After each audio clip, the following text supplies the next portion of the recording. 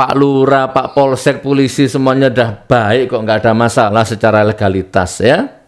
Jadi kalau ada pesantren Gus Nur, pesantrennya Gus Nur, tiba-tiba nggak ada IMB-nya, silahkan dirobohkan, silahkan dibakar bila perlu. Ini belum apa-apa, Anda sudah bikin statement di media, Anda sudah ngomong nggak karu-karuan, bahkan Anda datang ke lokasi alat berat kemarin katanya, ya demo di situ, bahkan Anda datang ke kantor desa macam-macam, tanpa ngundang saya, tanpa tabayun ke saya. Oke, ya itu bab pertama. Yang kedua, siapa tadi tokoh NU ulama tadi yang tak baca tadi loh, yang bikin status di Facebook, ternyata dia bikin status mengungkit masalah saya yang ngomong seragamu banser hatimu iblis. Itu video sudah lama, sudah 3 tahun yang lalu. Nah, jawaban saya, itu video sudah diputar di kantor pusat Ansor Surabaya, sudah ditabayunkan, sudah viral beritanya 2 atau 3 tahun yang lalu, sudah diputar di sana, disaksikan mungkin ribuan banser, ratusan banser, ya dengan suasana yang panas. Kita sudah tabayun ke sana, saya sudah datang ke sana, diliput berbagai macam media, viral, ya. Dan sepulangnya kita sudah salaman-salaman sama Haji Afif, ya, walaupun mungkin bias hasilnya, tapi intinya kita sudah tabayun di situ. Kenapa Anda ungkit-ungkit video itu lagi? Itu video sudah lama, Anda buat status sekarang dan sudah ditabayunkan. Soal isi ceramah saya, apa ayam ulama, apa ulama, ya itu ijtihad. Biasalah pendakwah salah ya sudah, saya juga sudah minta maaf, sudah ditegur dengan ulama-ulama, dan saya sudah minta ampun sama Allah. Kalau itu yang Anda jadikan rujukan, nggak selesai-selesai nanti. Kalau tak balas panjang nanti. Nah, selesai ya. Dan Anda sudah nulis status seperti itu, nadanya provokator, provokasi. Padahal saya nggak pernah ketemu sampean, nggak pernah ngobrol sama sampean, lebih-lebih saya nggak pernah merugikan sampean. Nah, sekarang yang terakhir, nggak pernah mondok. Nah, ini biasa nih bahasa ini. Gus Nur tuh anaknya siapa? Sekolah nggak lulus, mondok nggak lulus, ngaji nggak bisa. Nah, ini kan biasanya bahasa ini yang sering dipakai oleh teman-teman Ansor. Nah, jadi gini saudaraku, saya nggak pernah mondok, saya nggak lulus sekolah, saya bodoh. Ya. Tetapi kenapa saya bangun pesantren? Karena di sekitar saya, di luar sana, bahkan di sekitar Besuki, masih banyak orang, banyak ustadz, lulusan Kairo, lulusan Yaman, lulusan Mesir, LC, hafal bahasa Arab, ilmunya ngelontok, tapi nganggur, nggak punya kerjaan, nganggur, nggak punya aktivitas. Masih banyak orang-orang yang ilmunya luas, tapi tidak tersalurkan. Begitu prinsip saya menjalani hidup ini. Dan ini sudah saya terapkan di Palu. Saya bangun pondok pesantren di Palu, nggak pernah diprotes orang tuh. Kenapa Ansor Banser yang di Palu kok nggak protes pesantren saya? Sudah 8 tahun, 9 tahun itu berdiri, kok nggak diprotes?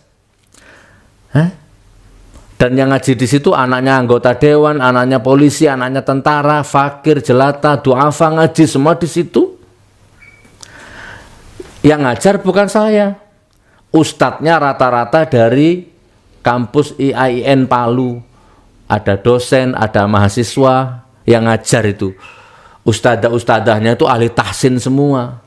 Yang ngajar mereka, bukan saya. Saya gaji mereka. Saya penuhi hidup mereka, fasilitasnya. Saya hanya bangun. Dan alhamdulillah santrinya kan banyak di situ. Bukan saya yang ngajar. Begitu cara hidup saya. Begitu cara beragama saya.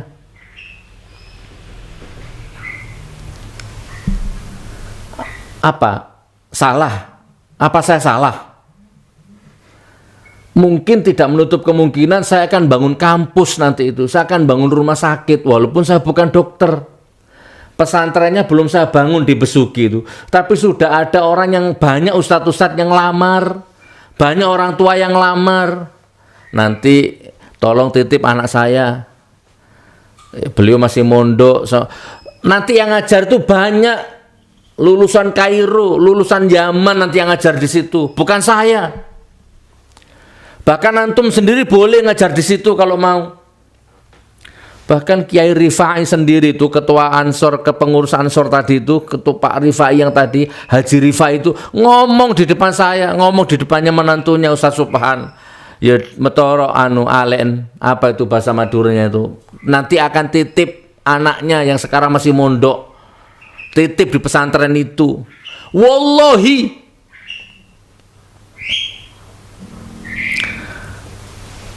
Itu intinya saudaraku ya.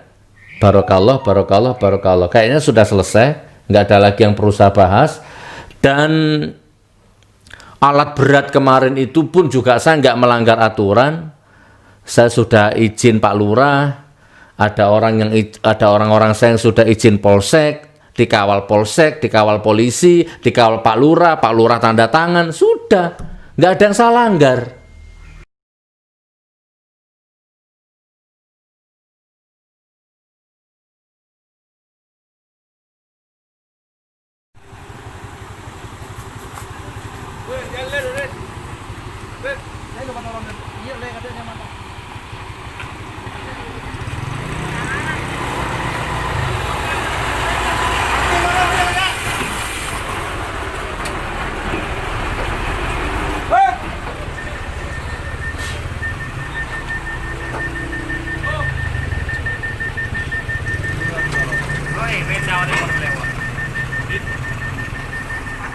Sepeda lagi le.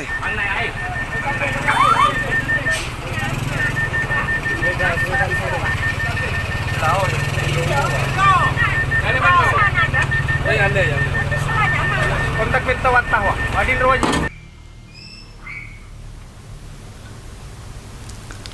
Barokallah, barokallah, barokallah. Mudah-mudahan video ini mengimbangi, mudah-mudahan video ini mencerahkan. Kalau di Turen saya mengalah karena memang legalitasnya belum kuat. Kalau di Besuki ini saya akan mencoba bertahan sekuat nyawa saya. Saya bila perlu nanti saya siap mati berkalang tanah di sana hanya gara-gara mau bangun pesantren. Jadi besok akan ada sejarah dicatat oleh negara ini. Dulu ada orang mati gara-gara mau bangun pesantren, dimasa sama orang, sama Ansor, sama Banser gara-gara mau bangun pesantren. Siapa? Gus Nur, Suginur Harjo. Mungkin akan tercatat sejarah seperti itu, nggak masalah.